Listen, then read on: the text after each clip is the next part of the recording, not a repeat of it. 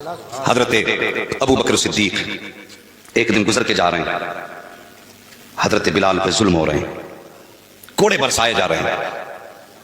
آئے نبی کی بارگاہ میں، راستے کی میں پہلے حضرت بلال کو دیکھا، دیکھنے کے بعد نبی کی بارگاہ میں آئے، کہتے ہیں آقا آج میں نے بلال پہ ظلم ہوتے دیکھا ہے۔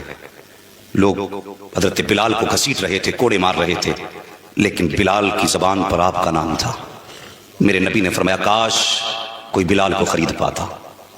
اتنا ابو بکر صدیق نے سنا، یار یار ہو تو ایسا مصطفیٰ کا۔ اور وہ کیسے عاشق تھے یار، سب کچھ مصطفیٰ کے لٹا کے کہتے تھے حق تو یہ ہے کہ حق ادا نہ ہوا، سب کچھ لٹا کے پھر بھی کہتے تھے مصطفیٰ کی غلامی کا حق ادا نہ کر پائے۔ کیسے عاشق تھے۔ میرے نبی نے فرمایا کاش کوئی بلال کو خرید پاتا۔ اتنا سننا تھا، ابو بکر چلنا شروع کر دیتے ہیں۔ آقا فرماتے ہیں ابو بکر کدھر جا رہے ہو؟ کہا سرکار بلال کو خریدنے جا رہا ہوں۔ اتنی بات کہی نا، بلال کو خریدنے جا رہا ہوں، نبوت کی آنکھیں برسنے لگ گئی۔ کہتے ہیں پھر ایسا کر ابو بکر میرا بھی حصہ اس میں شامل کر لینا۔ حضرت ابو بکر صدیق کہتے ہیں آقا حصے کی بات کرتے ہیں، ابو بکر کا مال بھی آپ کا ہے، ابو بکر کی جان بھی آپ کی ہے۔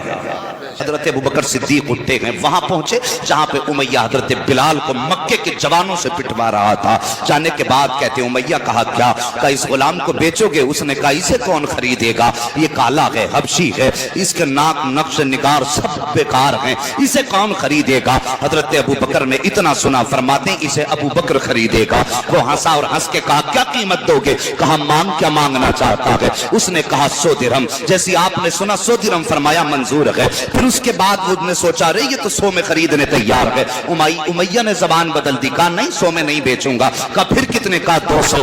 آپ نے فرماتے منظور ہے۔ اس نے 200 کا سودا کینسل کیا، بات 500 درہم پہ آ گئی۔ حضرت ابو بکر صدیق کہتے یہ بھی منظور ہے۔ پھر 500 بھی ختم کیے، 1000 پہ سودا آ گیا۔ کہتا نہیں جی میں 1000 میں بیچوں گا۔ ابو بکر کہتے یہ بھی منظور ہے۔ جب اتنی بات کہی وہ کہتا نہیں میں اس کو ایسے نہیں کہا، پھر کہا مجھے اتنے اوقیہ سونا چاہیے۔ کہا وہ بھی منظور ہے۔ کہنے لگا بھی منظور؟ کہا ہاں۔ کہا ایسے نہیں بیچوں گا۔ کہا کیسے؟ کہا آپ کا جو یہ خوبصورت غلام ہے بدلے میں یہ بھی دینا پڑے گا۔ ابو بکر صدیق کہتے ہیں یہ بھی منظور ہے۔ اللہ اکبر، کالے کے بدلے میں گورا غلام دیا ہے، سونا بھی دے رہے ہیں، اور 1000 درہم حضرت ابو بکر صدیق دے رہے ہیں۔ جب بلال کا ہاتھ پکڑ کے ابو بکر چلے گئے، تب امیہ نے آواز دے کے کہا تھا ابو بکر میں سمجھتا تھا کہ مکے میں کوئی تم سے سمجھدار تاجر نہیں ہے، میں سمجھتا تھا ہوشیار تاجر ہو، لیکن آج پتا چل گیا ہے کہ تم سے زیادہ بے وقوف کوئی تاجر نہیں ہے۔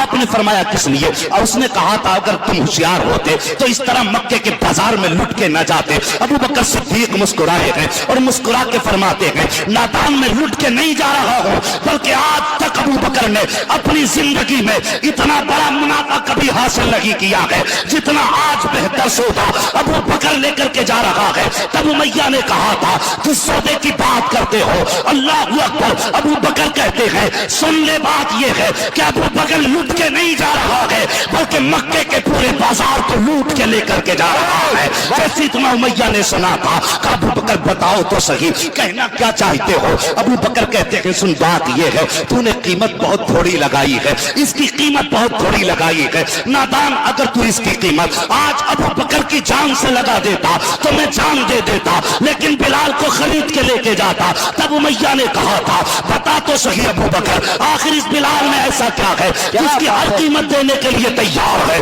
تب ابو بکر صدیق نے کہا تھا ارے تو کیا جانے اس کی شان کیا ہے؟ ابو بکر کہتے ہیں اس میں کچھ نہ سکی، بس اتنا سمجھ لے اس کو میرا نبی پیار کرتا ہے، اور جس سے مصطفیٰ پیار کرتے ہیں اس سے ابو بکر پیار کرتا ہے۔